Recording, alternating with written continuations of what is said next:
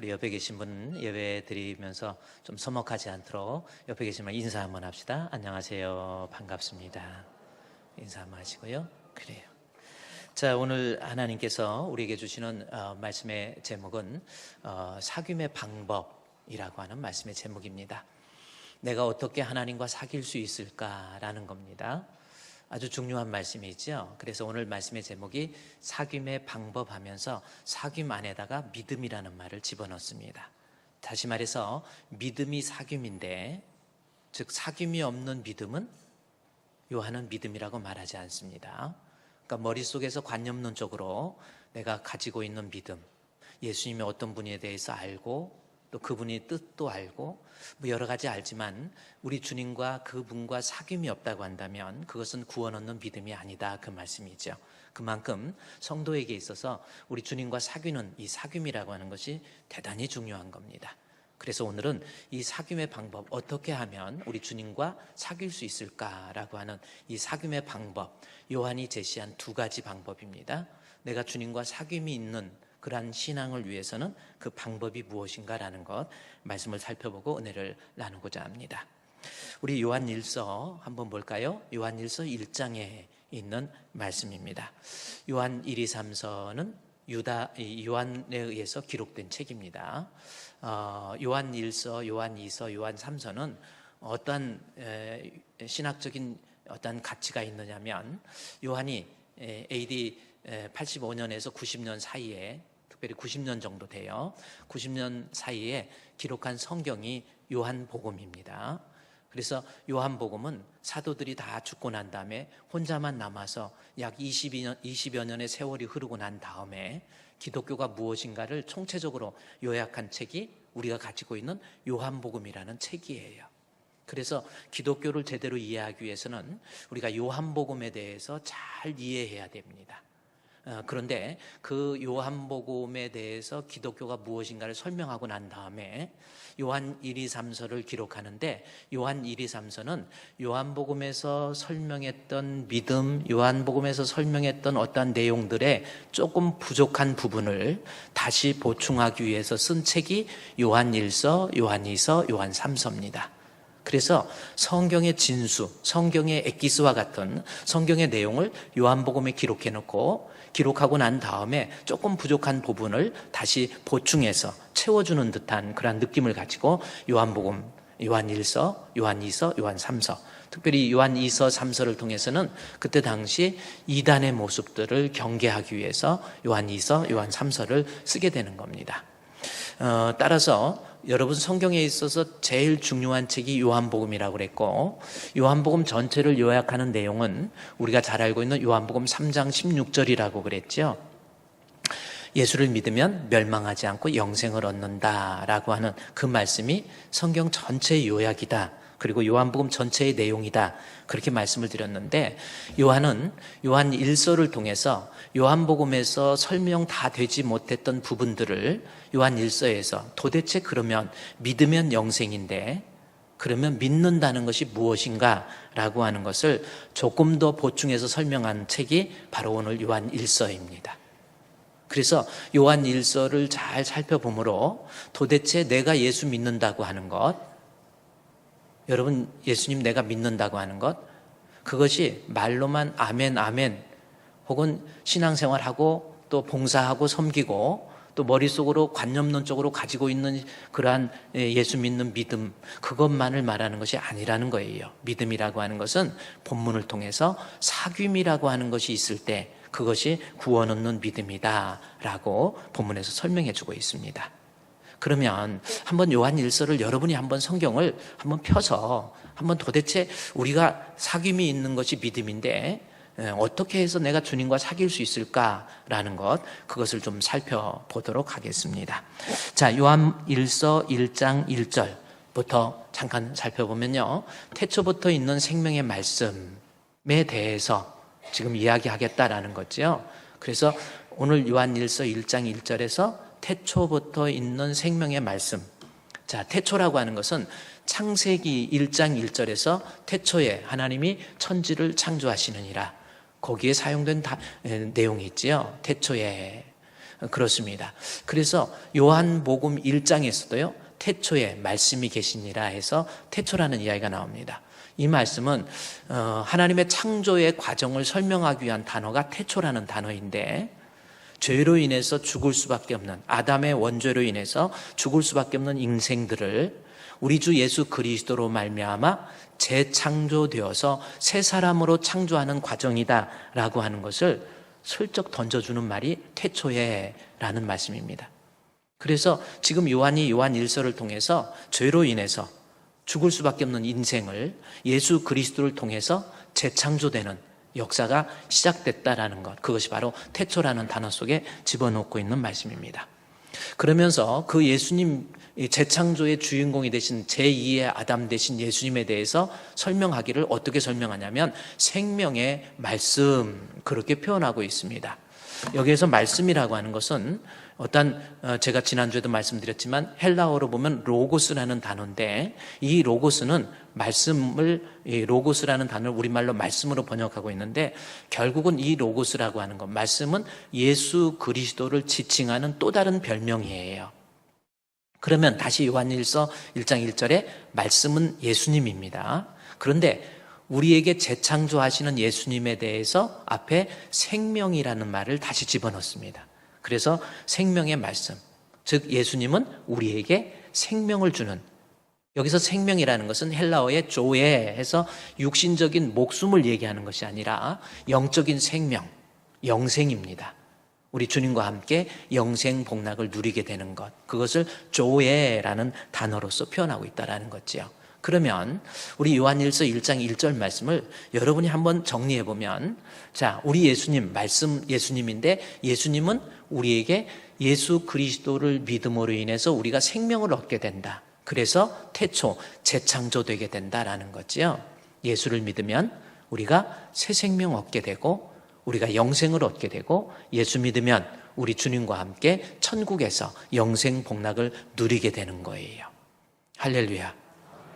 예수 믿으시기 바랍니다. 예수 믿어야 돼요. 이 험한 세상에 살면서 우리의 이 믿음 굳건하게 붙잡고 믿음 안에서 살아야 됩니다. 그런데 요한일서 1장 1절에서 그 믿음을 설명하기를 어떻게 설명하는가 하고 성경을 봤더니 1장 1절에 태초부터 있는 우리에게 영생을 주시는 이 예수 그리스도에 대해서, 믿음에 대해서 설명을 하기를 우리가 눈으로 들었다, 귀로 들었다, 눈으로 보았다, 그리고 자세히 보았다, 손으로 만졌다, 이렇게 감각적으로 표현하고 있습니다.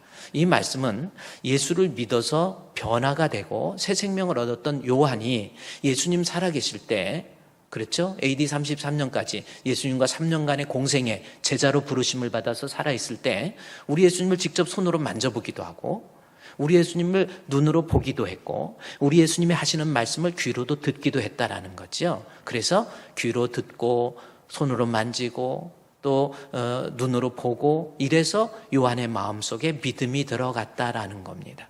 그래서 본문에서 우리에게 영생을 주시는 우리 예수님, 그 예수님을 믿는다라고 하는 것은 그냥 어떤 관념론적으로 예수님에 대해서 알고, 십자가에 못 박혀 죽으신 것도 알고, 하나님에 대해서 알고, 하나님의 뜻도 알고, 천국과 지옥에 대해서도 알고, 교회 등록도 하고, 교회에서 봉사도 하고, 교회에서 여러 가지 일을 한다고 해서 믿음이 아니라, 요한이 이야기한 것처럼 감각적으로 내가 주님과 사귐이 있어야 된다라는 거예요. 그러니까 관념론적인 신앙에서 내가 직접 내 자신이 주님을 개인적인 만남 있어야 된다라는 거죠. 그 만남을 3절에 가면은 뭘로 표현하냐면, 보세요. 3절 말씀에서는 우리가 보고 들은 바, 이 감각적인 것을 너에게 전함은 너희와 우리와 사귐이 있게 한다. 그러면서 사귐이라는 단어로서 바꾸어서 설명하고 있다라는 겁니다. 자, 이제 정리를 하면 됩니다. 우리가 구원 얻는 믿음, 예수를 통해서 생명을 얻으려면 예수를 믿어야 되는데, 그 믿음은 여러분 그냥 교회에 왔다 갔다 하고, 또 오랫동안 신앙생활 했기 때문에 교회에 대해서 너무 잘 알고, 또 성경에 대해서도 알고, 또 교회에서 일정한 직분도 맡고, 또 봉사도 하고, 헌금도 하고, 선교도 하고, 그렇다고 구원 얻는 믿음이 아니라는 거예요. 그럴 수도 있지만 구원 얻는 믿음이 되려면 먼저 내가 우리 주님과의 친밀한 사귐이 있어야 된다라는 겁니다. 사귐이라는 게 뭡니까? 여러분, 사귐이라고 하는 것은 헬라어의 단어를 보면은 이 코이노니아라는 단어입니다. 코이노니아라고 하는 것은 내가 다른 사람들과 교제하고 소통하는 거, 이게 아니고 하나님과의 소통이에요. 이 커뮤니케이션, 하나님과의 소통입니다. 생각해 보십시오. 우리가 어떻게 하나님과 소통이 이루어질 수 있냐는 거지요. 그렇죠? 요한 때에는 손으로 만지고 눈으로 보고 귀로 듣고 했는데, 오늘날 우리는 어떻게 주님과 소통할 수 있겠어요? 어떻게 주님을 감각화 느낄 수 있겠습니까? 방법에 대해서. 그래서 사귐의 방법에 대해서 요한이 본문에서 설명하고 있는 거예요. 본인도 AD 33년까지는 예수님을 직접 감각적으로 느꼈지만 예수님이 부활하고 승천하시고 난 다음에 지금 이 성경을 기록한 약 20년이 지난 이때에는 우리 예수님과의 사귐이 다음과 같은 모습을 통해서 이루어졌다라는 겁니다. 첫 번째가 뭐냐면 아주 중요한 거예요. 여러분이 진짜 믿음을 가지려면 우리 주님과의 사귐이 있어야 되는데, 사귐의 첫 번째 방법은 1장 1절에 나와 있죠. 태초부터 있는 생명의 말씀이라고 해서 우리 예수님을 말씀으로 비유하고 있다라는 거죠. 이 말을 바꿔 얘기하면 결국 요한이 의도했던 것은 우리 예수님을, 2000년 전에 예수님을 내가 직접 들을 수도 없고 손으로 만질 수도 없지만 오늘날 그를 통해서, 사도들을 통해서 전해주신 하나님의 말씀을 통해서 우리가 내 안에 있는 우리 주님과 소통을 할 수 있다라는 거죠. 교제할 수 있다라는 겁니다. 사귐을 가질 수 있다라는 거죠. 여러분은 어떻습니까? 지금 여러분의 신앙, 구원 얻는 믿음인지 아닌지 하나님 말씀을 통해서 소통하고 있습니까? 말씀을 통해서 내가 소통하고 있냐는 거지요.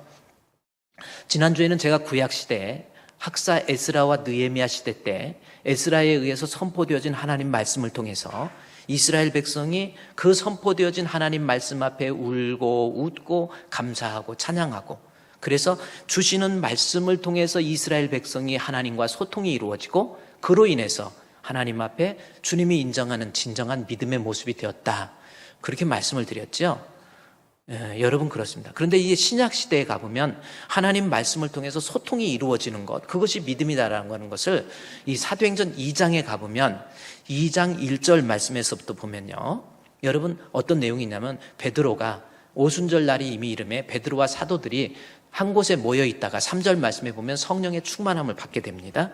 그래서 베드로가 성령의 충만함을 받게 되고 난 다음에 그가 단에 서서 많은 사람들을 향해서 하는 말이 있어요. 그래서 사도행전 2장에 있는 말씀의 17절 말씀에 보면은 이제 사도행전 2장 17절 말씀에서 14절 말씀에서 그런 얘기를 합니다. 베드로가 보세요. 11 사도와 함께 서서 소리를 높여 이르되 유대인들과 예루살렘에 사는 모든 사람들아, 이 일을 너희로 알게 할 것이니 내 말에 귀를 기울이라. 여기서 내 말이라는 것은 하나님 말씀이에요. 그래서 모여있는 유대인들에게, 예루살렘에 사는 사람들에게 하나님 말씀을 선포하는 거예요. 에스라가 선포했던 것처럼, 시간이 흐르고 난 다음에 에스라가 선포했던 것처럼 약 500년 정도 지난 다음에 베드로가 수문학 광장에서 선포한 것처럼 예루살렘에 산 그 광장에서 하나님 말씀을 선포하게 됩니다. 그리고 내 말에 귀를 기울이라 그랬죠. 그러면서 22절 말씀에 보면은, 사도행전 2장 22절 말씀에서 보면은 이스라엘 사람들아 하면서 또 이야기합니다. 이스라엘 사람들아 이 말을 들으라 해서 하나님 말씀 들을 것을 이야기해요. 말씀을 설교합니다. 그랬더니 사람들이 하나님의 말씀을 듣기 시작해요. 말씀을 듣고 난 다음에 사도행전 2장 37절 말씀에 보면 바로 그 말씀이 있습니다. 그들이 이 말을 듣고, 보세요, 하나님 말씀을 듣고 소통이 이루어지는 거 보세요. 그들이 이 말을 듣고 마음에 찔려서 베드로와 다른 사도들에게 물어 이르되 형제여 우리가 어찌할꼬 그래요. 하나님 앞에 신구약 중간사 약 400년의 기간이 있었잖아요. 그래서 그들은 하나님의 말씀에 대해서 어떻게 보면 소홀하게 여겼던 그들입니다. 그러나 베드로를 통해서 하나님 말씀이 선포되니까 말씀을 통해서 형제여 우리가 어찌할꼬 라고 하면서 회개해요. 그래서 나중에는 41절 말씀에 보니까 그 사람들이 하나님 앞에 나와서 세례를 받는다라는 말씀입니다. 여러분, 세례가 무슨 뜻입니까?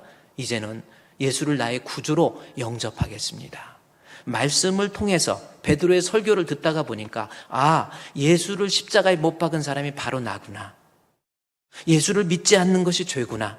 예수 믿어야 하나님의 뜻을 이루고 천국 갈 수 있구나라는 것을 깨닫고 말씀을 통해서 하나님과 소통이 이루어진 거예요. 그래서 그들이 세례를 받습니다. 나중에는요, 42절 말씀에 보면은 그들이 사도의 가르침을 받아요. 보세요. 사도의 가르침도 받아요. 그러니까 말씀을 통해서 여지껏 사도들의 말 듣지도 않았던 사람, 오히려 사도들이 전했던 말씀을 듣고 이를 갈고 오히려 돌을 던져서 죽게 하려고 했던 사람들도 하나님 말씀을 통해서 듣고 보니까 이것이 하나님 앞에 잘못이고 이것이 하나님의 뜻이 아니구나 라는 것을 알게 되고 사도들의 가르침을 받아들이기 시작해요. 여러분, 성도가 진짜 하나님과 사귐이 있는 사람은요, 죄종을 통해서 전파되어지는 하나님의 말씀과 가르침을 잘 받아들이게 돼 있어요. 여러분은 어떻습니까? 한번 생각해 보십시오. 말씀을 통해서 은혜를 받고 때로는 주의 종이 권면하고 책망하고 이럴 때도 잘 받아들이고 있습니까? 2장 42절 말씀에 그들이 사도의 가르침을 받고 그 다음에 나와 있는 것이 뭐예요? 사도의 가르침을 받고 교제하고 떡을 뗐다라는 말씀이 나옵니다. 그러니까 이 교제, 여기서 교제가 코이노니아거든요.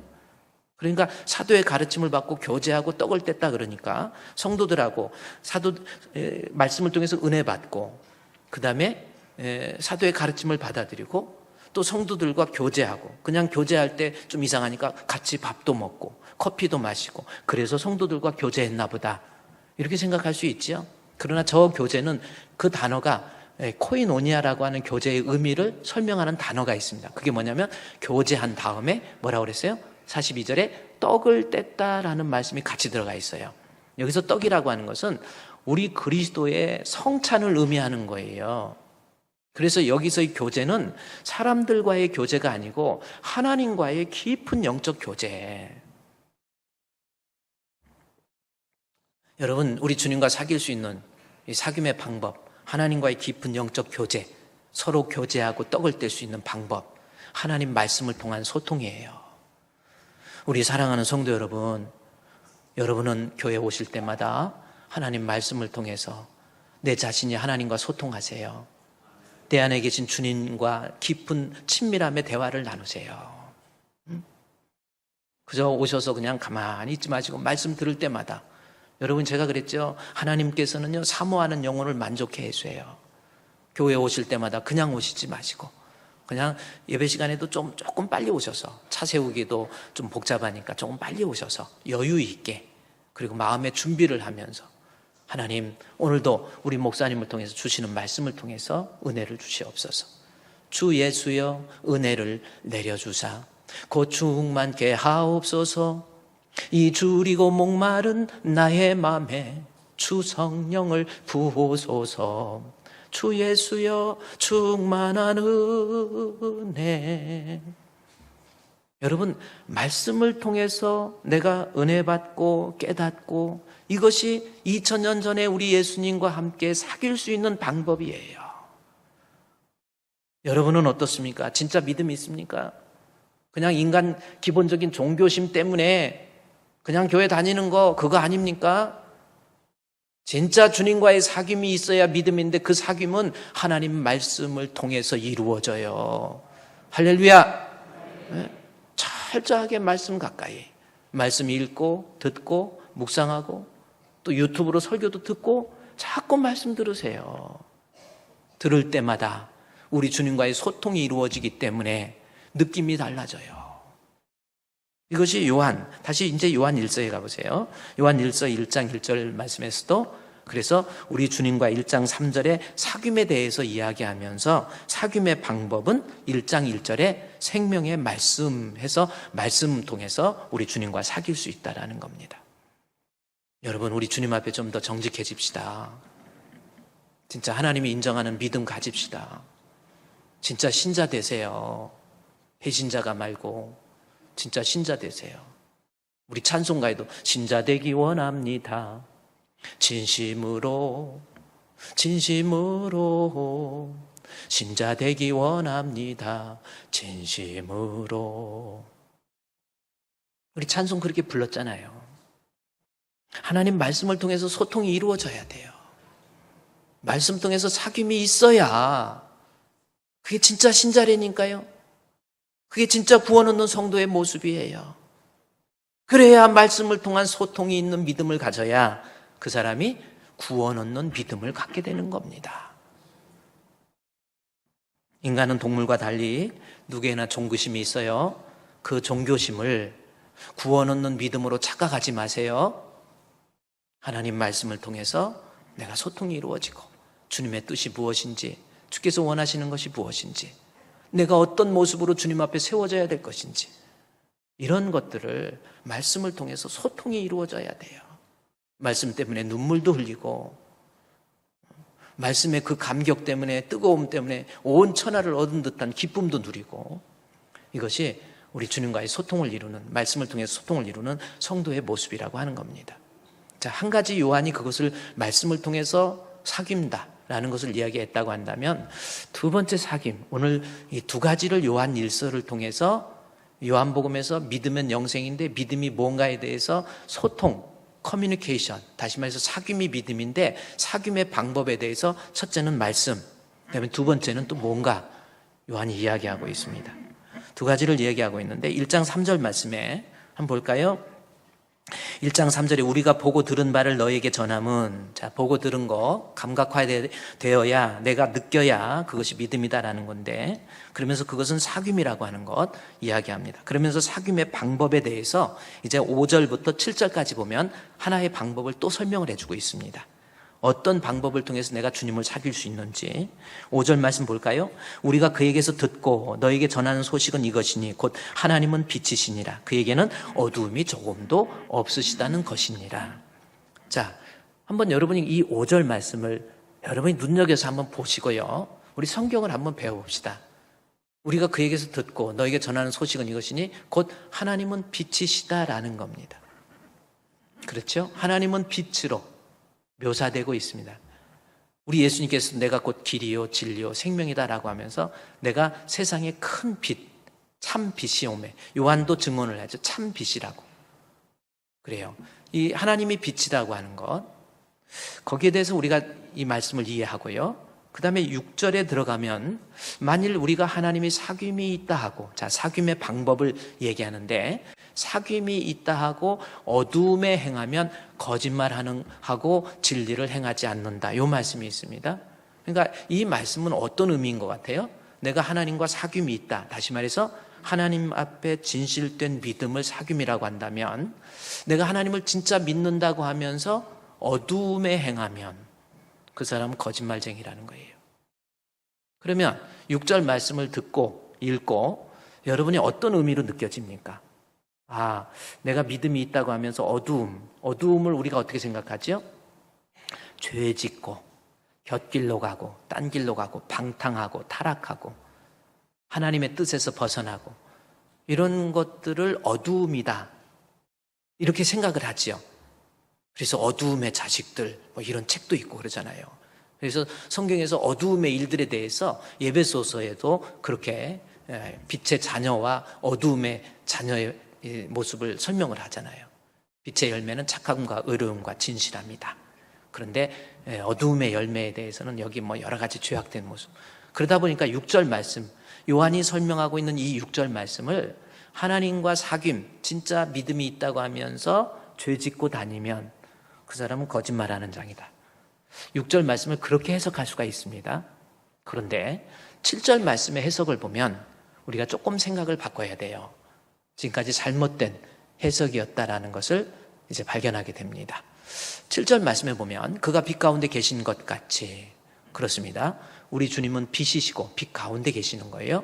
그래서 빛 가운데 충만하신 주님이라는 거죠. 계신 것 같이 우리도 빛 가운데 행하면, 자, 우리도 빛 가운데 행하면 우리가 서로 사귐이 있고, 자, 본문의 말씀의 7절을 보면 여러분 자세히 보세요. 내가 우리 주님과의 사귈 수 있는 방법이 아까 요한 1서 1장 1절부터 5절 4절까지 말씀을 통해서는 말씀을 통해서, 그 다음에 오늘 본문 6절 여기 5절부터 7절까지 말씀을 통해서는 7절에 빛 가운데 행하면 우리가 사귐이 있다. 이 말씀을 얘기하죠. 그러면 여러분, 이 말씀의 해석이 우리가 지금까지 가지고 있는 생각과는 완전히 좀 달라요. 뭐라 그럴까요? 지금까지 잘못된 해석 때문에 저게 그렇습니다. 그러면 빛 가운데 행하, 여러분이 한번 생각해 보세요. 빛 가운데 행하면 우리가 하나님과 사귐, 우리 주님 앞에 진짜 믿음이 있게 된다. 그러면 저 본문을 어떻게 해석합니까? 제가 이제 여러분에게 시험을 보고 질문을 할까요? 자, 빛 가운데 행하면 우리가 서로 사귐이 있대요. 사귐의 방법은 빛 가운데 거하면 돼요. 빛 가운데 행하면 됩니다. 그렇죠? 그런데 빛 가운데 행한다라는 것이 무슨 뜻이냐는 거죠. 우리가 죄에 안 짓고 하나님 착하게, 의롭게, 진실하게 살면 그것이 하나님과의 사귐을 이룰 수 있다.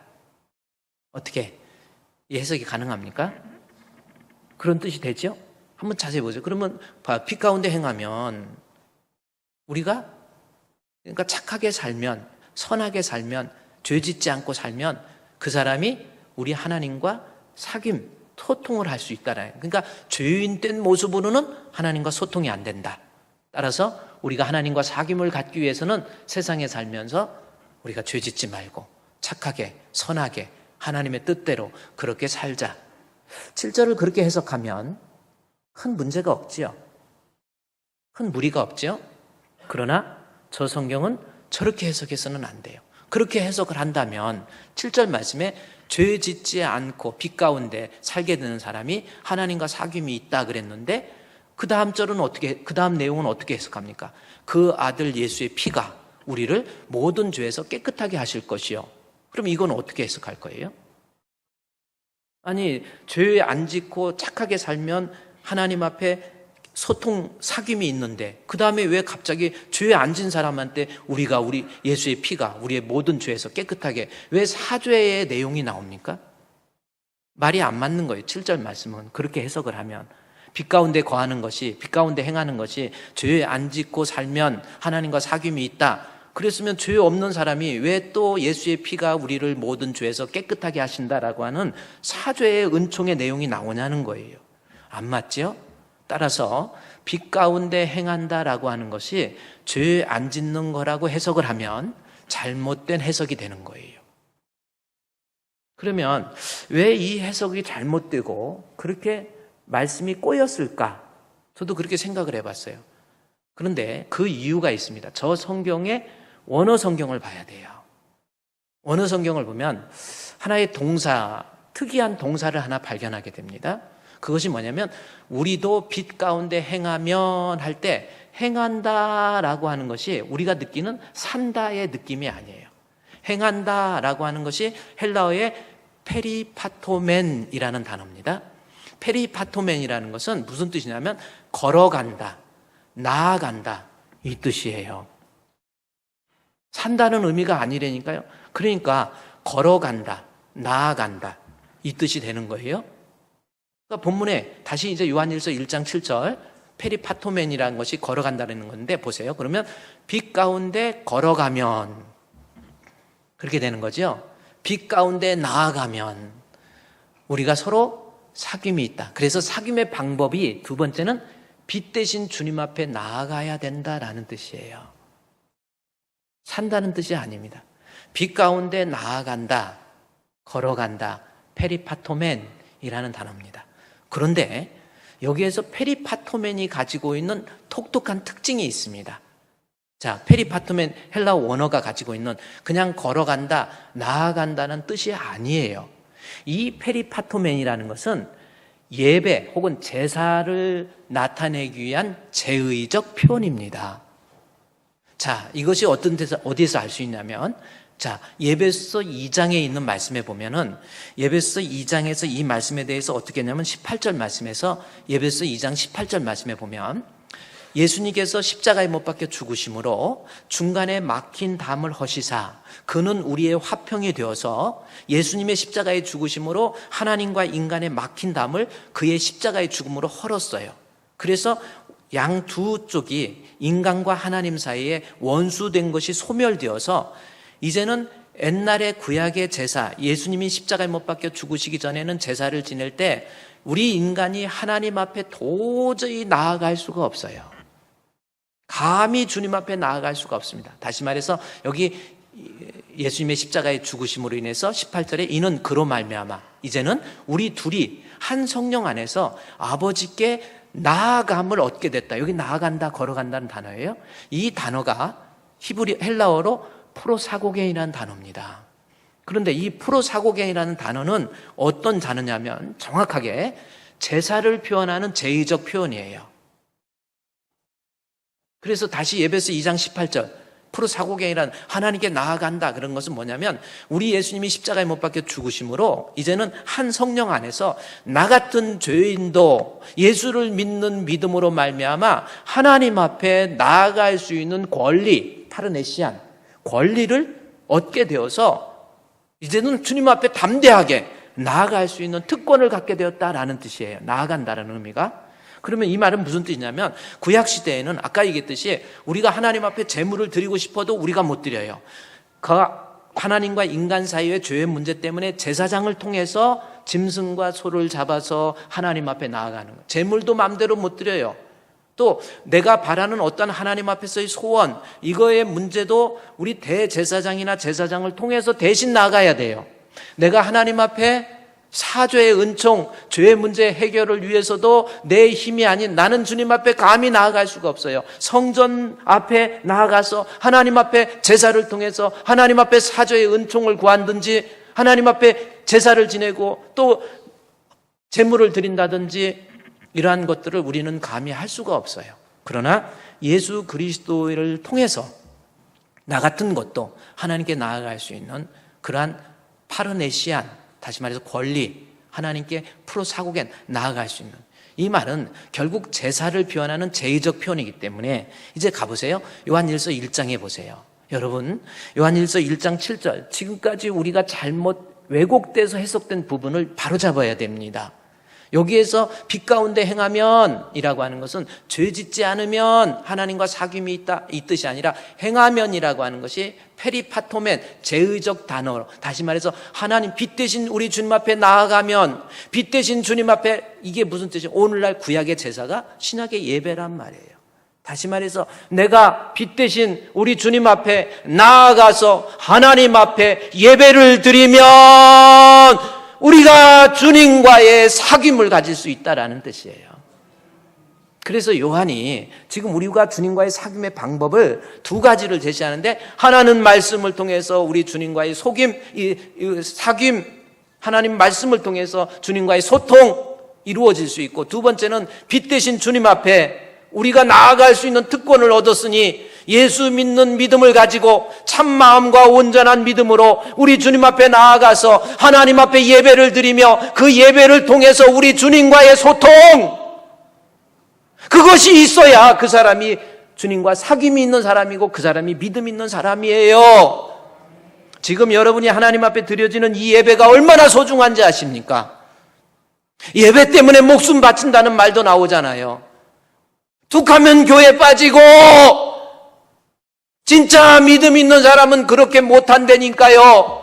총뿌리를 들여대도 나 하나님 앞에 나아가서 우리 주님 앞에 예배하고 그 예배를 통해서 우리 주님과의 소통, 사귐 그것을 이루게 돼 있다는 거예요.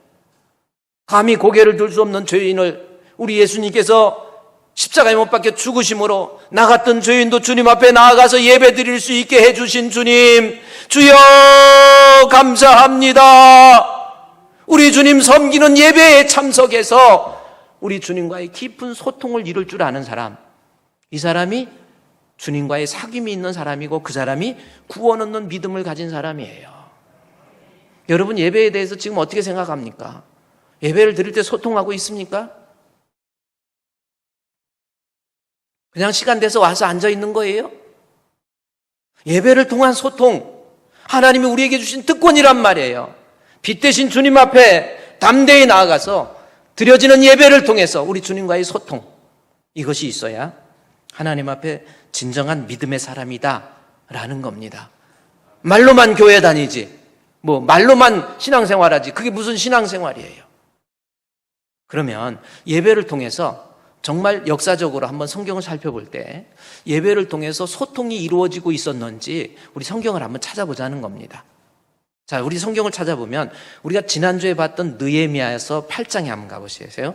자, 성경 앞부분에 가깝습니다. 구약 성경 에스라, 느헤미야, 에스더, 욥기, 시편이니까 시편보다 앞에요. 느헤미야서 열왕기, 상하, 역대상하, 에스라, 느헤미야입니다.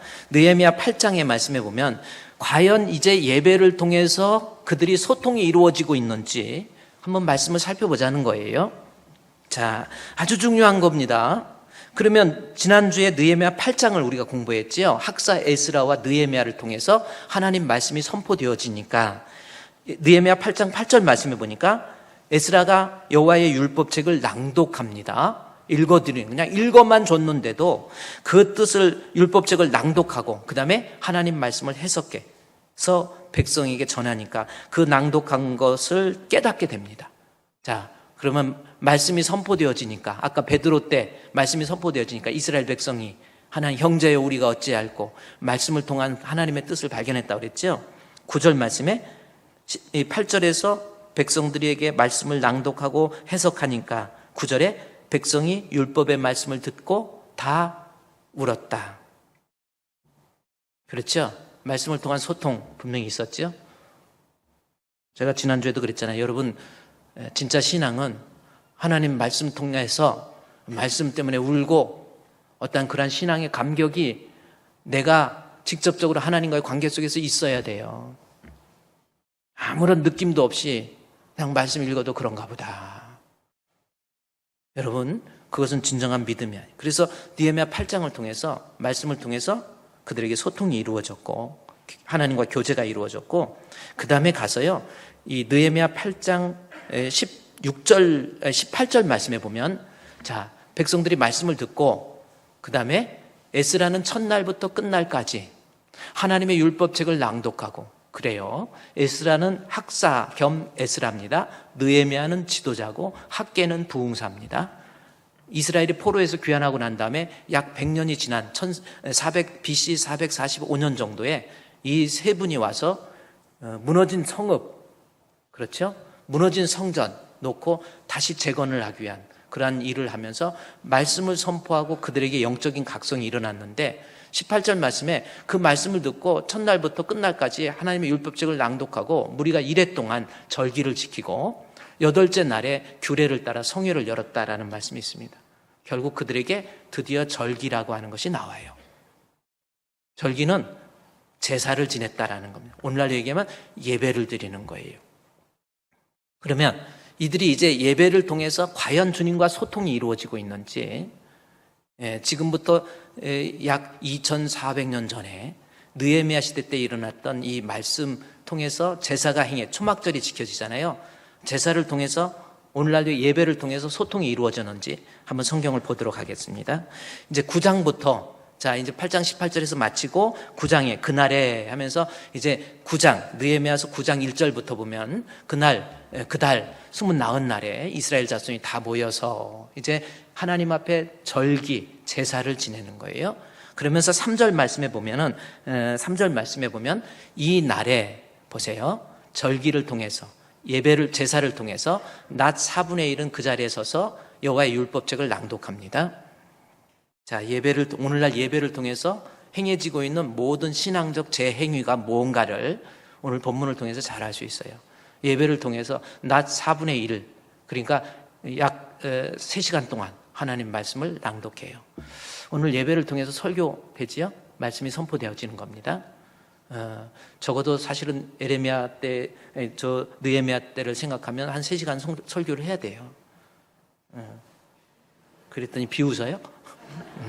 그렇습니다. 어쨌든 말씀이 선포됐어요. 보세요. 예배 시간에 말씀이 선포되고 그 다음에 낮 4분의 1은 죄를 자복합니다.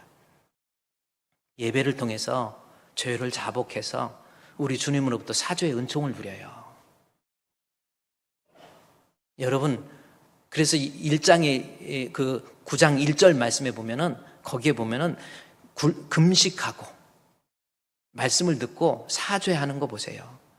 금식하고 굵은 베옷을 입고 티끌을 무릅쓰고 하나님 잘못했습니다. 여러분, 예배를 통해서 사귐이 있는 사람은 선포되어지는 하나님 말씀을 통해서 내 허물이 지적되었을 때 그것 때문에 분노하고 혈기 부리고 실족하고 그러면 약이 없어요. 하나님 말씀은 여러분에게 항상 비유를 맞추기 위한 책이 아닙니다. 내가 그릇된 길로, 곁길로, 아닌 길로 갔을 때 주의 지팡이와 막대기로 나를 안위해 주는 거예요. 그래서 예배를 통해서 말씀을 듣고 말씀을 통해서 티끌을 뒤집어 쓰고 금식하면서 하나님, 연약한 부분, 나약한 부분, 잘못된 부분.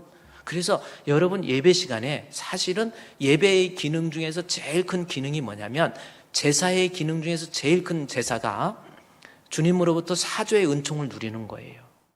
그래서 교회에 오셔서 원래는 참회의 기도 시간이 있어야 돼요. 원래는 우리가 묵도하잖아요. 예배 요소 중에 묵도하고 그 다음에 이제 찬송 부르고 하면서 원래는 사죄의 은총을 구한 참회의 기도 시간이 있어야 돼요. 우리가 하나님, 일주일 동안 우리 주님 앞에 내가 살아오면서 내 자신이 하나님 앞에 부끄러웠고 나약하고 끊어야 될 것 끊지 못하고 하나님 앞에 곁길로 가고 딴 길로 갔던 것 하나님 잘못했습니다, 용서해 주시옵소서 해서 예배 시간에 사죄의 은총을 통해서 주님과의 사귐. 그리고 여러분은 이제 우리가 교동문 낭송하잖아요. 교동문 낭송할 때도 하나님 앞에 한 절 한 절 또박또박 낭송하면서 내가 하나님 앞에 잘못되고 하나님 앞에 회개해야 될 것, 이런 거. 그래서 이 예배를 통해서 사죄의 은총이 있고요. 또 하나 보세요. 9장 3절에 보세요. 예배를 통해서 사귐의 방법의 두 번째는 9장 3절에 4분의 1은 죄를 자복하며 그들의 하나님 여호와께 뭐예요? 경배. 예배를 통해서 경배가 이루어지는 사귐이 있어야 돼요. 그러면 경배가 뭡니까?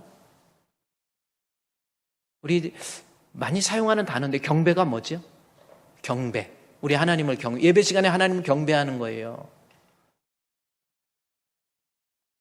경배가 뭐 물어봐야 되겠습니다. 누구한테 한번 물어볼까요? 눈을 감고 계신 분한테 한번 물어봐야 되겠네요. 지금 세 분이 눈을 감았거든요. 그렇지만 눈을 감은 거는 샤타를 내렸다, 오늘 영업 안 한다 이 뜻이. 눈을 뜨시고 얼마나 피곤하면 그러시겠어요. 그럴 수도 있지만 예배 시간에 우리 주님 앞에 사귐이 있어야 돼. 주님을 경배. 여기 이스라엘 백성들이 초막절의 절기를 통해서 주님을 마음껏 경배하는 거예요. 경배가 뭔가라고 하는 겁니다. 경배라고 하는 것은 히브리어로 샤하라고 하는 단어인데 그 뜻이 무슨 뜻이냐면 우리 그 대상이 주되심을 인정하는 거예요.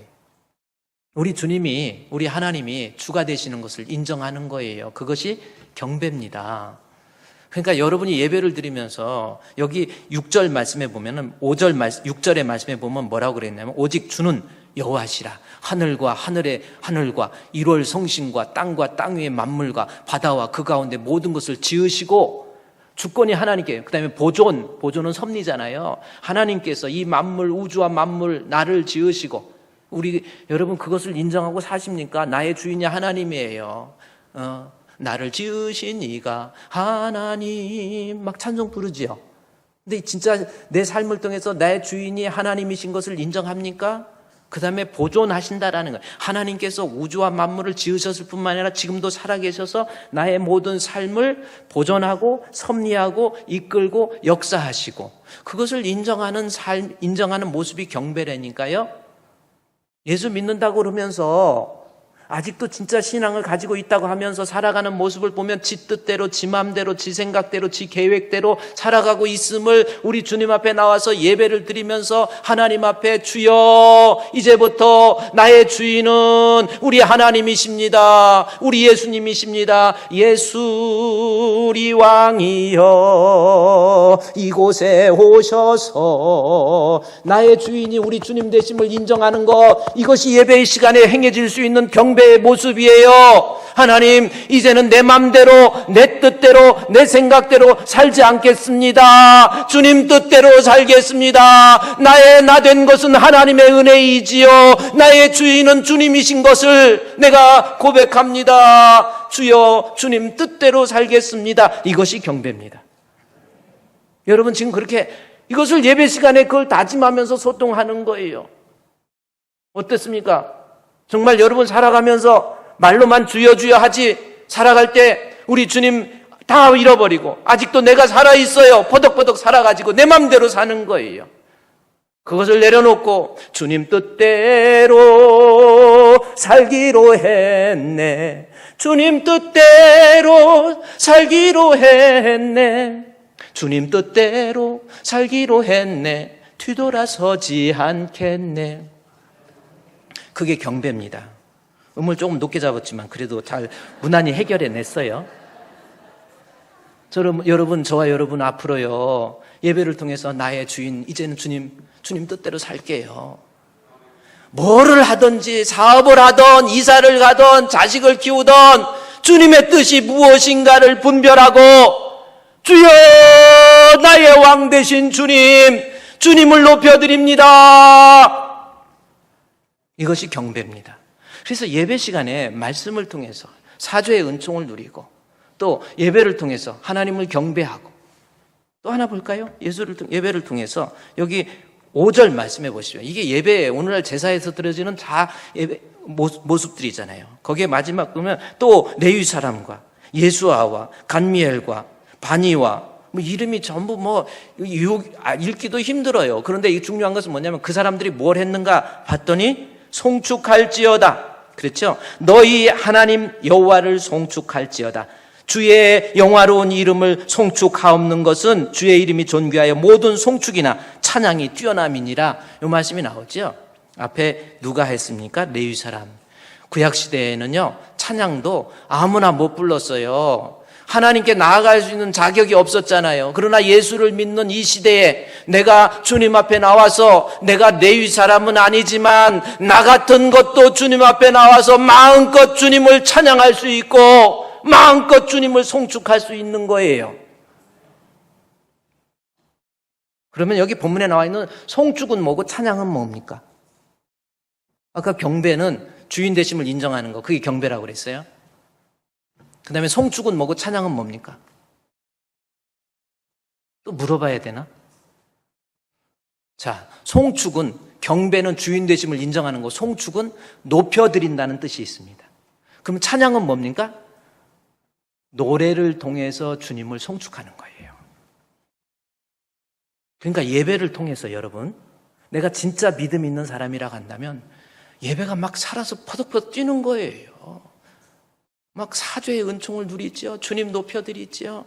말씀을 통해서 은혜 받죠. 그 다음에요, 하나님 말씀을 통해서 은혜 받고 난 다음에 주님을 막 높여드려서 주님을 송축하고 찬양하는 거예요. 여러분, 아까 불렀던 회중 찬송이 뭐였어요? 여러분, 예배 시간에 드려지는 찬송을 통해서 우리 주님을 만나고 있습니까? 정말 드려지는 찬송을 통해서 주님과 소통하고 있어요? 우리 좀 앞으로 하나님 앞에 정직하게 신앙생활 한번 해봅시다. 정말 찬송을 통해서. 회중 찬송 부른 것이 무슨 내용인지도 지금도 기억도 안 나고요. 별로 집중해서 안 드렸다라는 그 찬송, 내가 드려지는 찬송, 지금 방금 불렀던 회중 찬송이 뭔지가 생각이 안 나면 그만큼 하나님 송축하는 의미가 없었어요. 그냥 부른 거예요. 진짜 믿음 있는 사귐 있는 사람은 하나님 앞에 찬송. 금방 전에 부른 찬송이 뭐냐고 물어보니까 모르겠다고 하는데, 목사님은 아세요? 또 그런 사람이 있을 수 있어요.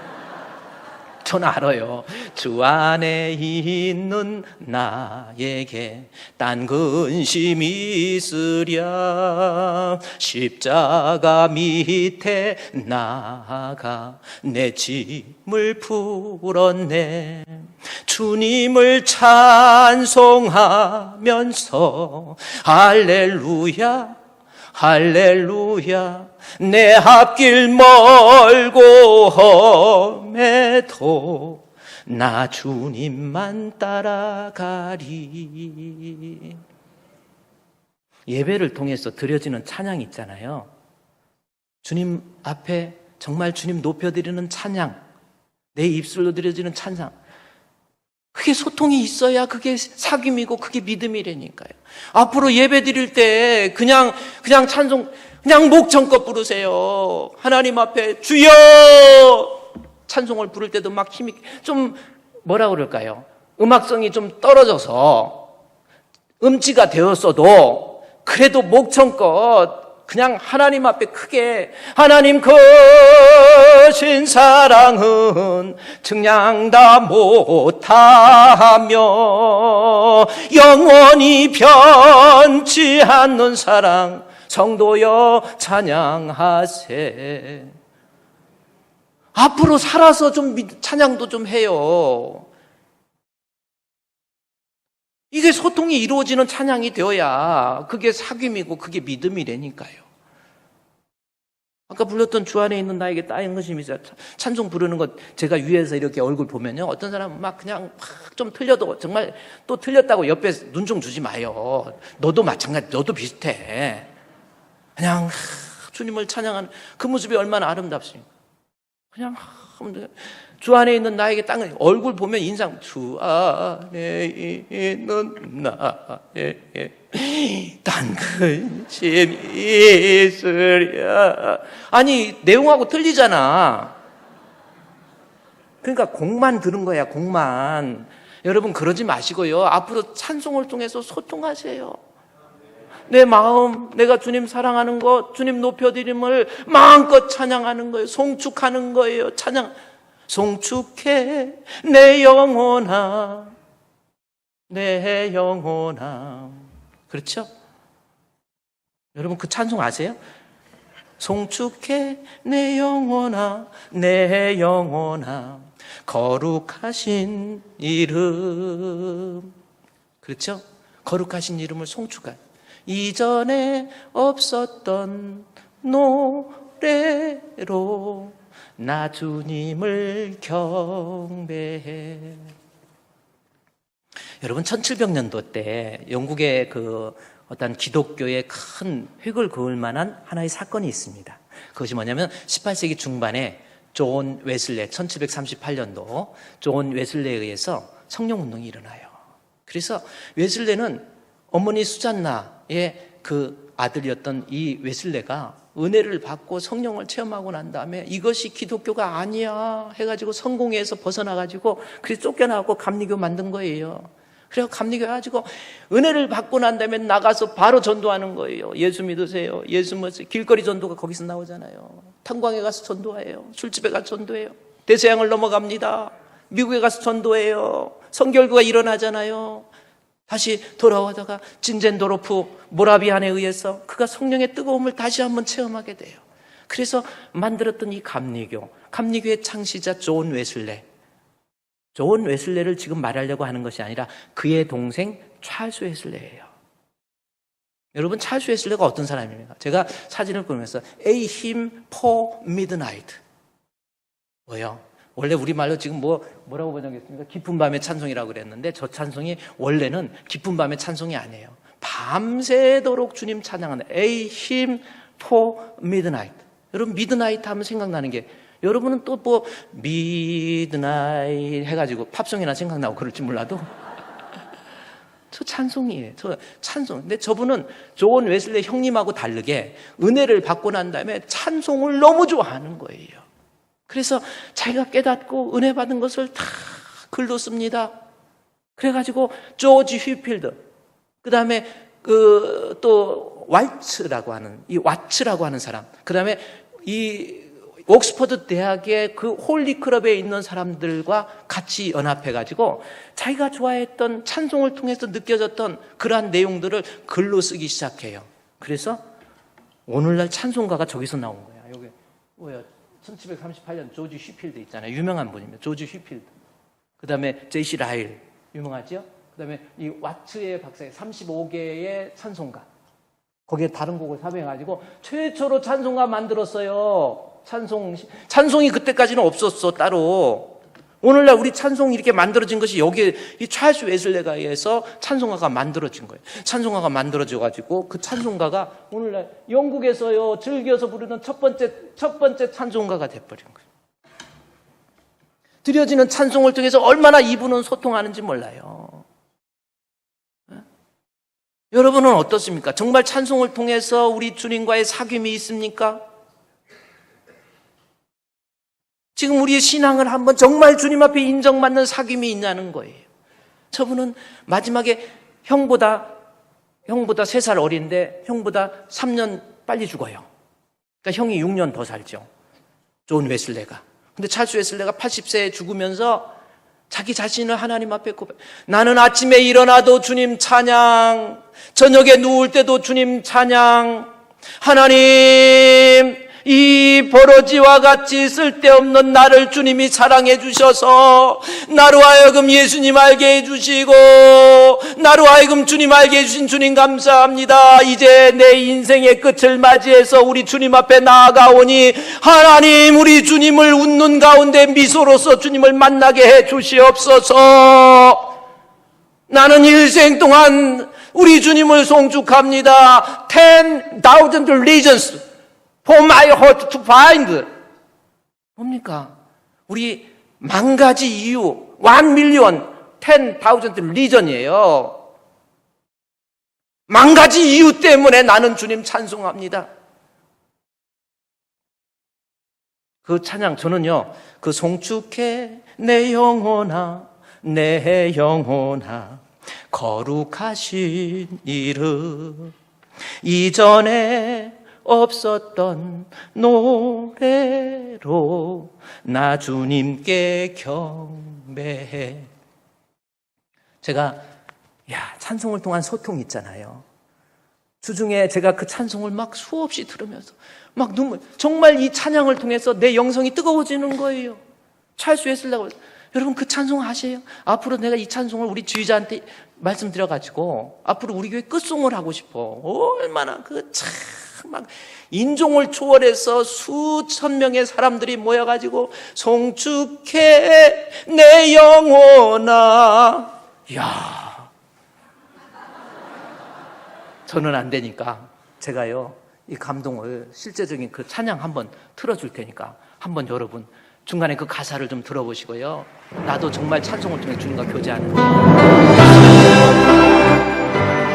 10,000가지 이유입니다. 10,000 리전이에요. 감사할 것밖에 없다라는 거죠. 얼마나 웅장한 주님을 찬양합니까? Bless the Lord, oh my soul, oh my soul. Worship His holy name. Sing like never before. Sing like never. 이전에 없던 노래. I worship Your 나 주님을 경배해.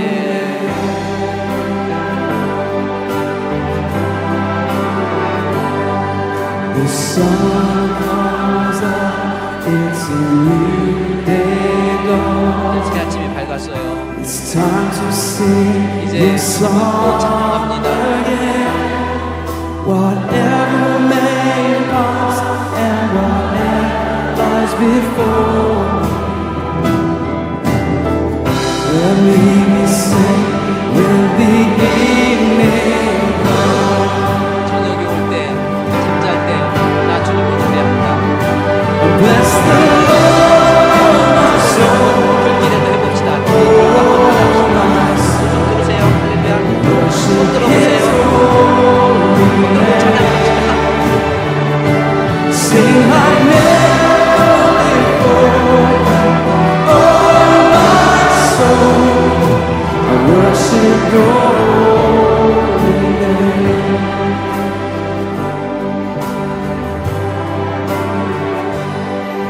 You're rich in love and you're slow to anger. Your name is great and Your heart is kind.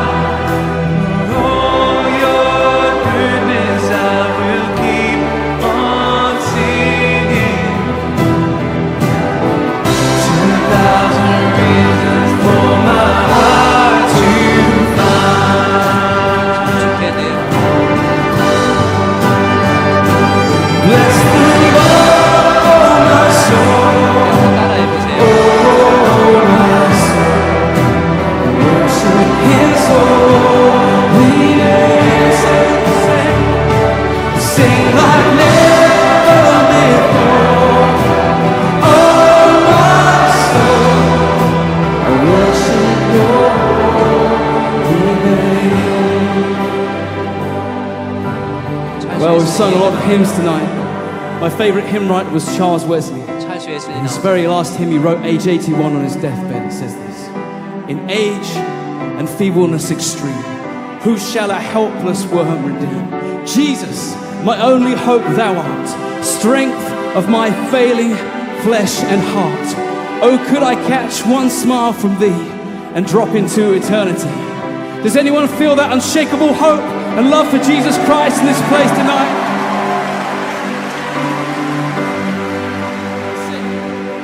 Yes, on that day when my strength is failing, the end draws near and my time has come. Oh Jesus, still my soul will sing your praise unending.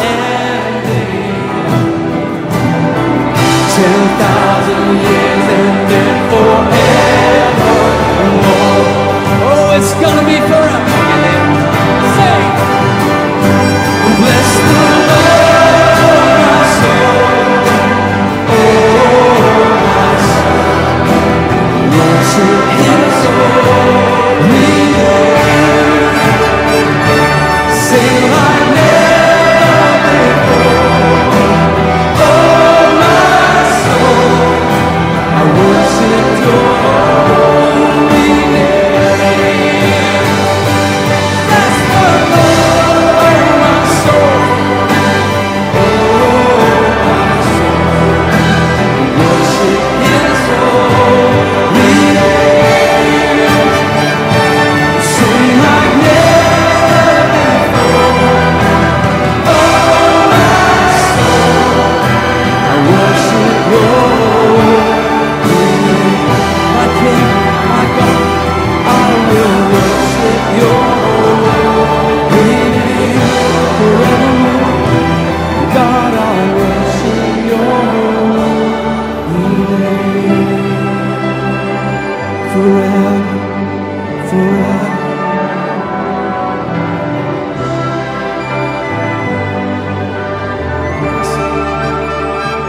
So sing like never.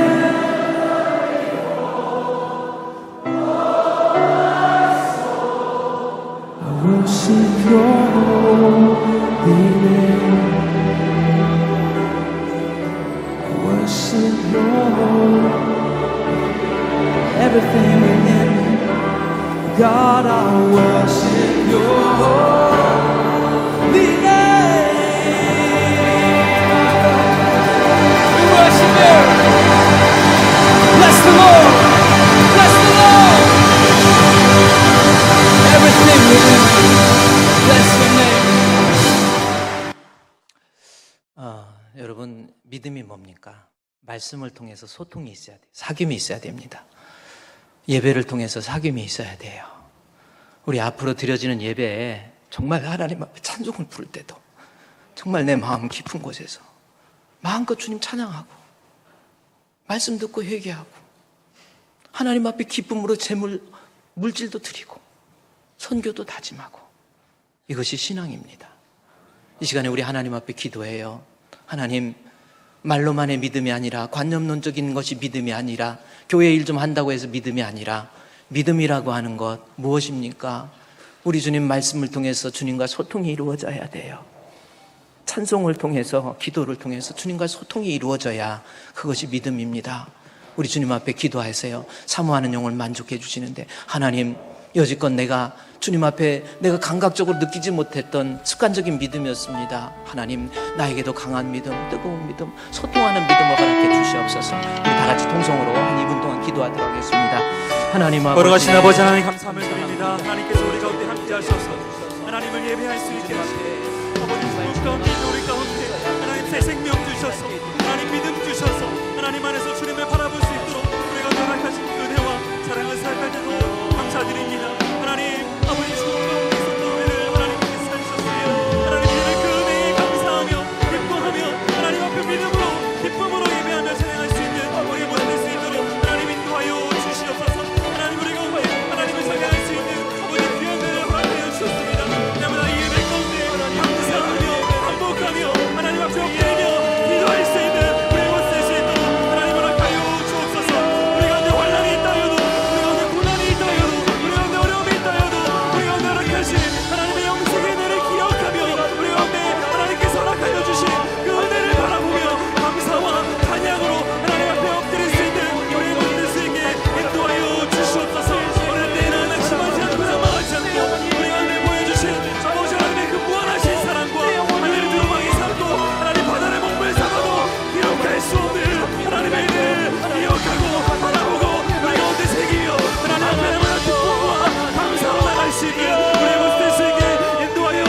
주시옵소서. 하나님 우리가 허락하여 주신 하나님의 은혜를 하나하나 세워봅니다. 하나님 우리 가운데 보여주신 당신의 그 위대하신 사랑과 우리 가운데 허락하여 주신 하나님의 만가지 은혜를 아버지께 드려봅니다. 하나님 그 은혜를 기억하고 살아갈 수 있는 우리의 모습 되게 하시고 우리의 삶 가운데에 하나님을 향하여 기쁘게 찬양하며 하나님을 향하여 기쁨으로 마음을 예배할 수 있는 우리의 모습 될 수 있게 주님 허락하여 주시옵소서. 어떠한 혼란이 와도 어떠한 시험이 와도 오직 예수만을 바라보며 믿음으로 들게 하시고 오직 하나님만을 찬양할 수 있는 예배할 수 있는 우리의 모습 될 수 있게 주님 인도하옵소서. 우리 가운데 하시옵소서. 하나님, 저희들의 신앙 너무나도 정형화되어 있고 습관화되어 있는 모습이 아닙니까? 머리로만 알고 있는 믿음이 아닙니까? 주시는 말씀 들을 때마다 은혜가 넘치게 해주시고 말씀을 통해서 소통을 이루어갈 수 있는 우리 성도들 되게 해주시며 드려지는 예배를 통해서 마음껏 예배하고 목청껏 찬양할 수 있는 저희들 되게 해주시며 마음껏 헌신하고 드려질 수 있는 그들을 통해서 하나님과의 깊은 영적 교제를 누릴 수 있는 우리 주품교회 되게 해 주시옵소서. 주께서 함께 해주시는 귀한 성도, 그래서 자손 대대로 복의 근원이 될 수 있는 우리 주품의 성도들 되게 해 주시옵소서. 예수님의 이름으로 기도드리옵나이다. 아멘.